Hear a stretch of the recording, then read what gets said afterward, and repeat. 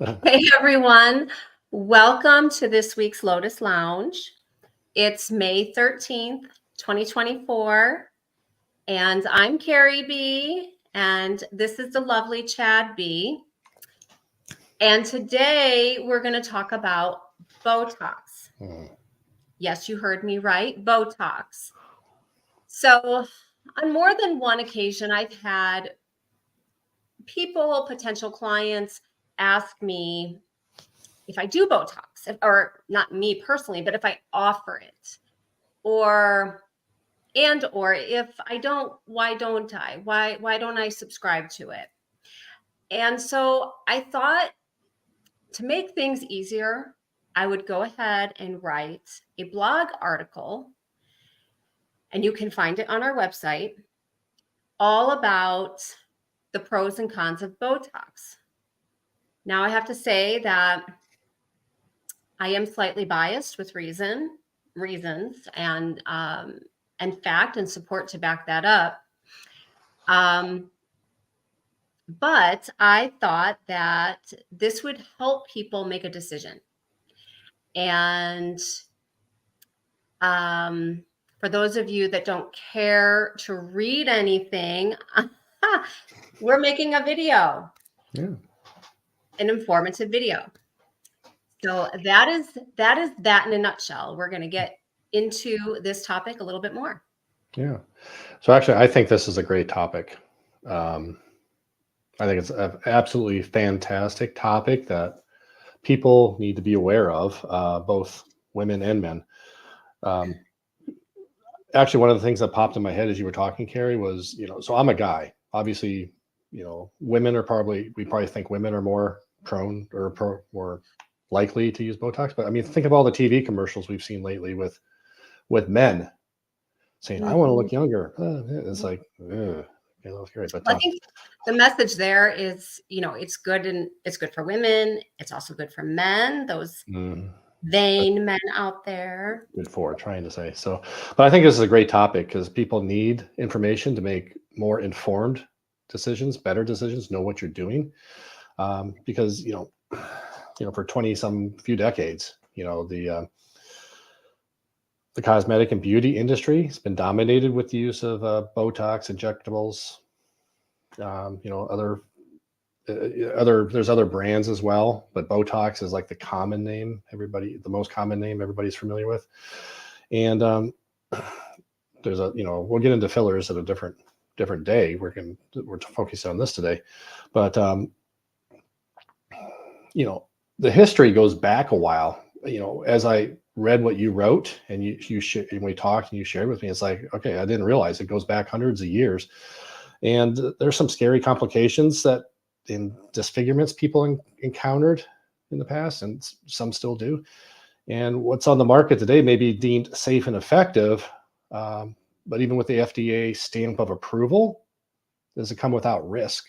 And I mean, the more you look at it, the answer is clearly no. So what is Botox, Keri? I mean, people have heard of it, but I mean, what is it really? So Botox is a trade name, right? And it stands for botulism toxin. And what is so interesting is that in Latin, this translates to sausage poison, which historically hints at its origins, right? So it came from raw pig blood sausages, like in the 18th century. Like a whole outbreak of people got sick. I mean, people died. Lots of people died. Sure. According to the historical records. And this prompted the investigation of botulism toxin, and it was found that it could be used for therapeutic purposes. So it's like food poisoning to magical therapy. That's actually used in other areas besides cosmetics. Yeah. I mean, one ailment in the body that I can think of that it helps is any type of muscle spasming that's, maybe chronic, or, there's a lot of pain involved. And I don't know a whole lot about that. I know about the cosmetics, but it's used in other areas of medicine. Okay. Um, Also, what's so interesting is that many people don't know that the botulism toxin is one of the deadliest toxins, 100 times more potent than cyanide. And if that alone doesn't make you raise some eyebrows, like, I mean, when I heard that information, my eyebrows went up. I was like, really? I mean, it just makes you think a little bit deeper about what it actually is. Yeah. No, I mean, that's, and that begs the question. Then you were saying it's used for muscle spasms, so I'm assuming you could, or can be used for muscle spasms. So that begs the question: how does it work? I mean, what does it do in your body? So, the botulism toxin is a neurotoxin. Hmm. This means that it affects and attacks your nervous system. And once injected, it blocks the neuromuscular synapses where the nerves connect to the muscle. And basically, it inhibits the transmitter, which is an excitatory transmitter called acetylcholine, which is responsible for muscle contraction and communication between the brain and the muscles. So, in simpler terms, facial expression muscles can no longer receive the communication from the brain and respond to those messages from the brain through facial expression. Like, I mean, all the expressions you can make. I don't have a very good poker face, but maybe if I got Botox, I would. And although the brain continues to send the messages, the muscles do not respond. It doesn't reach the muscles. So once that bridge between the brain and the muscle is broken, it is irreversible. However, our bodies are absolutely miraculous. Our bodies are intelligent. And over time, here's the hint, between 3 and 6 months, the nerve endings begin to sprout, creating axon branching that eventually reconnects to your muscle, making it functional again. This is why Botox wears off within 3 to 6 months, because it takes that long for your body to grow new nerves to attach that muscle. Now, this has been the basic understanding for quite some time. However, there is new research that states that in the later recovery phases, that terminal nerve becomes functional once again, meaning that main nerve will gain function. But it begs the question, if you're getting repeated Botox injections, how does that happen? Or will that ever happen? Or will that ever function again? And over time, how does this really affect the communication between the brain and the muscle? So there's lots of questions to ask. Yeah. In my opinion. It's like, wow. Okay. So it's like kind of I mean, so basically it's like shutting off that a certain aspect, and it takes time for your nerve to grow a new path. And so therefore, I mean, that's why people it wears off and people go in for more Botox. It's the razor blade model in a way. You don't just go in once. I mean, so to speak. If you want the ongoing benefits, you're going to be a lifetime customer. So, I mean, if it's not cheap, and it's not, yeah, you could probably be putting it towards some better health and wellness that benefits your overall body in different ways. But wow. So if I'm correct, by relaxing, then it smooths out the skin because it's relaxing the muscles, but there's a cost to that. So, wow. Oh, yes, that's the next thing. Okay, so yeah. So what is it worth it? Yeah. there's a saying that's commonly used: use it or lose it. I mean, have you heard the saying? And so this demonstrates another problem with repeated Botox injections, is that over time, the muscle fibers start to weaken. I mean, just like if you don't move the other muscles. Okay. And this shortens muscle fibers. And eventually, because of the inactivity of these mimic expression muscles, because of inactivity, the skin starts to sag. And this is the point when your practitioner may suggest fillers because your skin's starting to sag. So think about those young women. They're like 20 something getting Botox. That is very scary, because over time, what are they going to look like when they're our age? Yeah. I mean, because that next step is fillers. And it's just like the entire medical model that people typically, if they're prescribed one medication, there's prescribed 2 or 3 to offset the effects of the first medication. So this is like our current, this is not unknown, our current medical model. And this is very similar. So the side effect of Botox is your skin sagging. And then to fill in that volume that's being lost, okay, now let's start injecting with fillers. And so the fillers become the new medication, So to speak. Yeah. so yeah. Wow. Yep.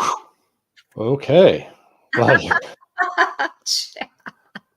Every definitely man not out there should be telling their wives, don't do this. Yeah. Research before you go, understand one side and the other. I mean, yeah, it's like, whoa, okay. Well, I'm pretty darn sure I'm not going to be one of those guys you see on TV going, oh, I just got my wrinkles. But no, I'll do that. I'll do that in a better way. So. Wow. And real quick, I just want to say, Alondra says that's so scary. Hi, Alondra. Oh, wow. Yeah, it's a little spooky. I'm like, we talked about it a little bit and stuff, but as I listen more and more, it's like, wow. It's like, I'm really glad that you don't even consider it. So no, I've never succumbed to it. I have one more thing to add. There's a furthermore in here. This is probably the most scariest for me, and this is why I left it for last. Not that it's all scary, but this really like drives it home. But there's no guarantee that the botulism toxin will stay topically at the site of injection. Okay. I mean, topically. Yeah. Where it's placed. It'll stay locally. There is a chance that it could diffuse, migrate, and spread to other areas, possibly making its way into your central nervous system. And if you read the blog, I do have a note connecting it with a source where I'm getting this information. But there was a new study. This is super interesting. There was a new study by UCL of London. University College London. Yeah. I've heard of it. Yes. Claiming that 80% of patients getting Botox suffered from headaches, brain fog, and panic attacks. Ooh, okay. Yeah. So you have to ask yourself, is my vanity and my obsession with looking younger, is it benefiting me if I could compromise my neurological health? And for me, that is like a definite no. An absolute definite no. Well, absolutely. I mean, there's so many things we've talked about this before. We're bombarded in so many ways in modern society, from the food to the air to the water to, what's going around us. So it seems like a lot of folks, it can definitely be a contributing factor to fatigue, brain fog, all this, and they don't realize it. But it's that aside, I mean, that's just on top of all the other detriments that we talked about. So it's like, wow, it's a long list. Yeah, there's also a connection between Botox and dementia. But I had a hard time finding any sources to support that, so I didn't list it in the blog article. But I have heard this from other doctors. It's being researched. I mean, there's a lot of sometimes it takes studies, months and years to get all put together and then actually compiled and published. These are busy people oftentimes, so plus you have to collect the data over time. And I think this very well could be one of those things where it's like, if it's, the data is starting to come in, quite possibly over the last few decades. And so we'll see what comes out. Yeah. So anyway, yeah. So you touched on it before, fillers and such, and we're gonna, there's a lot to talk about. So that this is next week we're gonna get into talking about fillers. But Keri, do you have any other comments to wrap up this week? Or well, I just want our audience to know that this week was part one. We're just touching on Botox. Yeah. What are some of the cons to it? Neurotoxins, yeah. Neurotoxins. Then next week we're going to go into fillers, like you said. And then the following week we're going to go into alternatives. Okay. Injectable alternatives, and there are several. Yeah. So I'm really excited, and then we will touch on the pros too, and that will be great. What are the pros of getting this done? Yeah. Awesome. Well, no, okay. This is one of those weeks where it's like, so wow, yeah. So anyway, folks, if you have any questions, comments, direct message us on the social media, our website, www.lotusevolutions, right down here. Our contact information is there, but yeah, reach out to us.